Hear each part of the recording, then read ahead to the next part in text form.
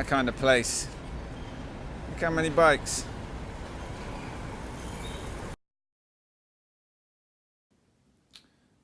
So here we are, finally all in one piece. I'm hoping so is the bike.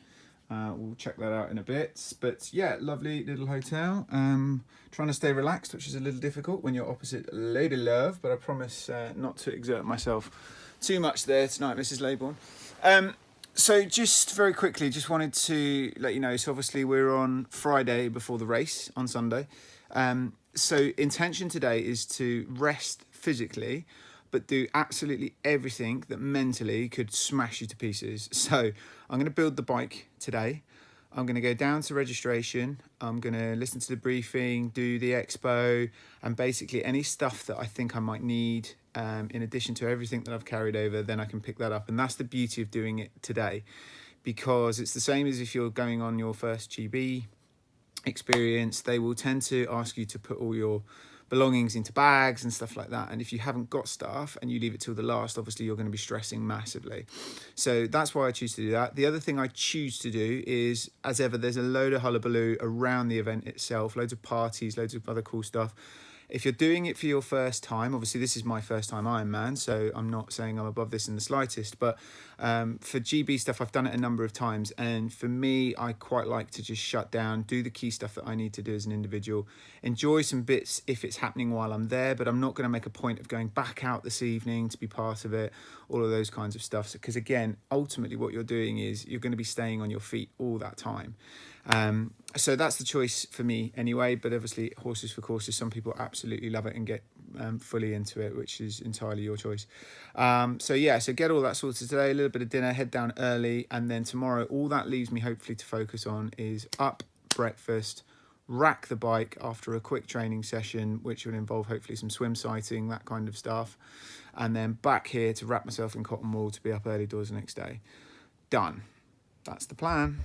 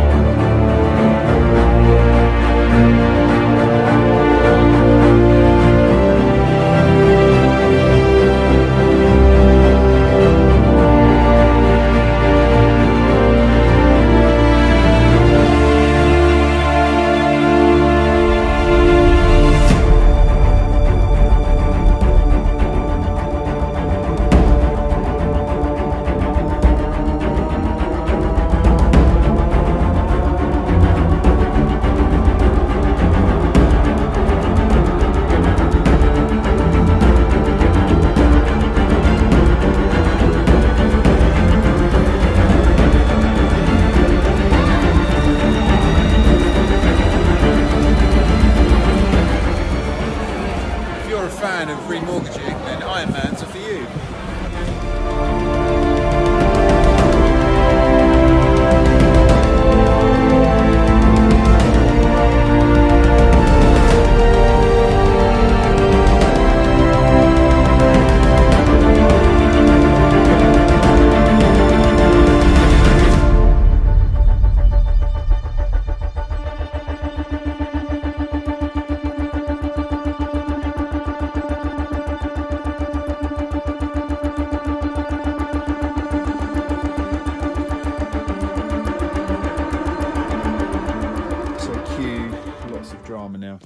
Trying to get it replaced, using my morning now hunting around Copenhagen to do that. But again, if you let this hit you too hard, then you'll go crazy. So I've Googled the shops that I can to see what's around. I've got some amazing training mates and friends who are, God love them, working hard to connect me with certain people. So fingers crossed it's just a Di2 cable and it's just a bolt, and surely somewhere in Copenhagen on Ironman weekend I can get this sorted, but we'll have to wait and see. So again, it just underlines about being prepped, ready, and getting out here at least a couple of days before the race, so you can deal with problems like this, but just don't need this right now.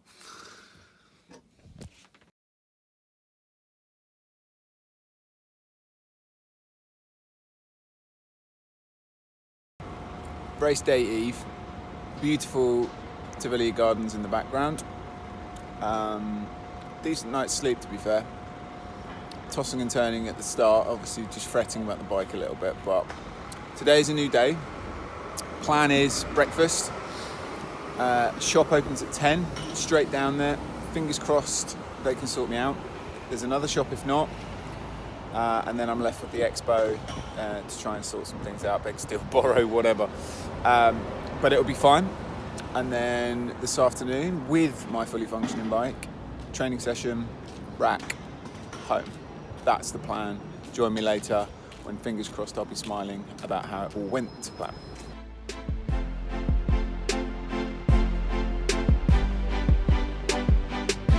Moment of truth.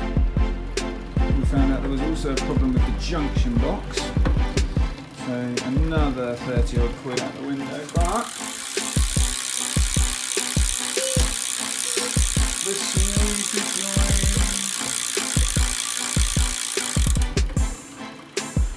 We're back!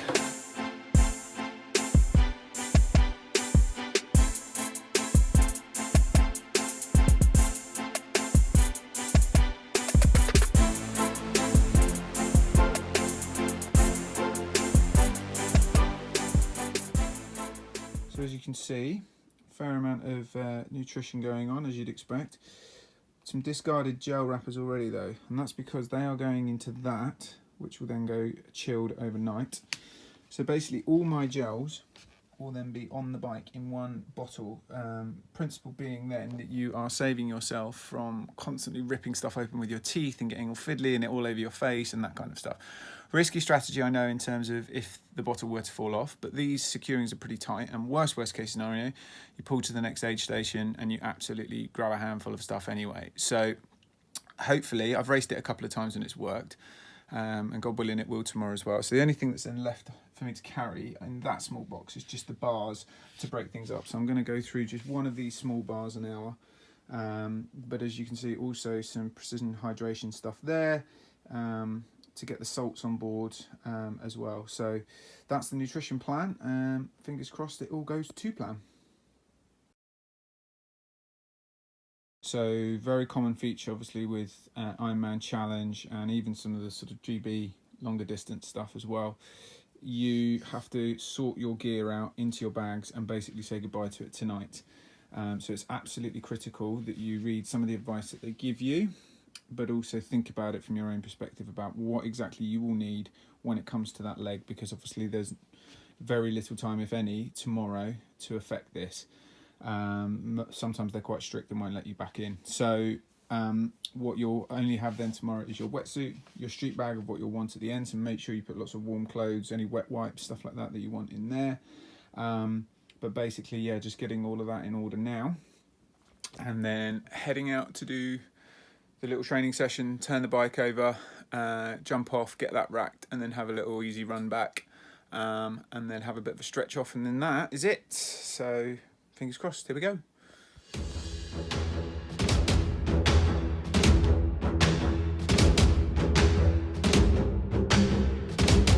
Just done a short, sharp session, but that was quite tricky. Not the safest thing to be doing right now. That was quite tricky because Copenhagen rides on just Australia.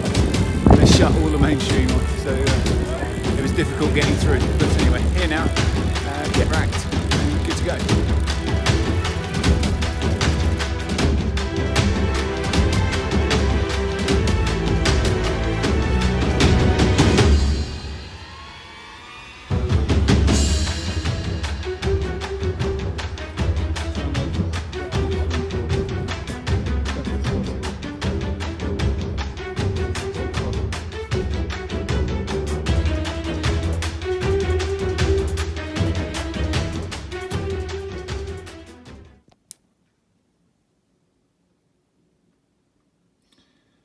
So it's finally here, the morning we've been waiting for. Just packing up, last of the stuff going into the streetwear bag, going into my main bag. Some simple carbs that will be digested quite quickly, with a banana as well, a bit of energy, and again broken down very quick, and a sports drink. So no huge breakfast for me, never have done. And so yeah, feeling okay. Just want to get on the train, get down there, do a bit of a swim warm up, and beforehand have a stretch off, and that's it really. So yeah, excited. Finally it's here.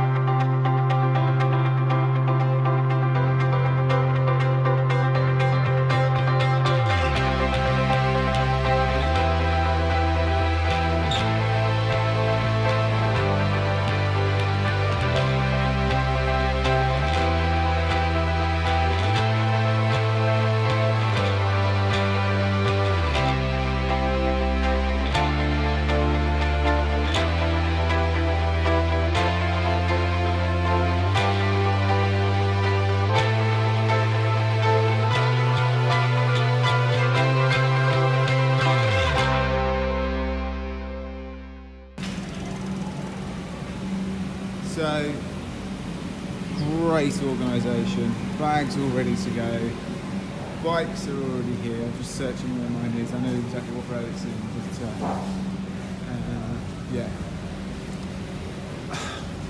I'm so pleased. 8:55, just delighted with that. I mean, the fact that that was 5th overall, 5th in age group and 31st overall, just shows the standard this year. Normally Kona's like 9:05, 9:10. So I'm obviously slightly disappointed that I fell apart. Amazing swim on 55 minutes. Bike went amazing, 4:46. Quick transitions, first half marathon, 1:25, and genuinely feeling strong. But mile 15, just a quad cram like I've never experienced before, and I just couldn't shift it. It would not go whatever I did, and it just got progressively worse. And because I changed my running style, I then got blisters. So yeah, 3:07 with a walk run for 10 miles. I've got to be pleased with it. And as I say, in normal years that would have easily been a Kona slot, but we'll just have to wait and see now, because I think some guys are pre-qualified. But I'm genuinely delighted, really, really pleased, and what a race. So more importantly as well, just can't believe the amount of people that came out to surprise me, most importantly my wife and Lily. So yeah, I'm buzzing. I'm absolutely buzzing right now, and looking forward to some cider.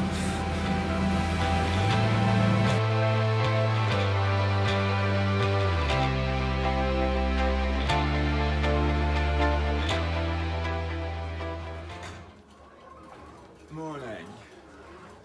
So a very, very reluctant session. Just trying to flush legs through. Feet are blistered pretty bad. Legs are feeling really, really stiff. Hips are sore, but it's all worth it. So just doing this, doing what I can for a stretch off, and then heading down to the village to see if I got my Kona spot. Have to wait and see.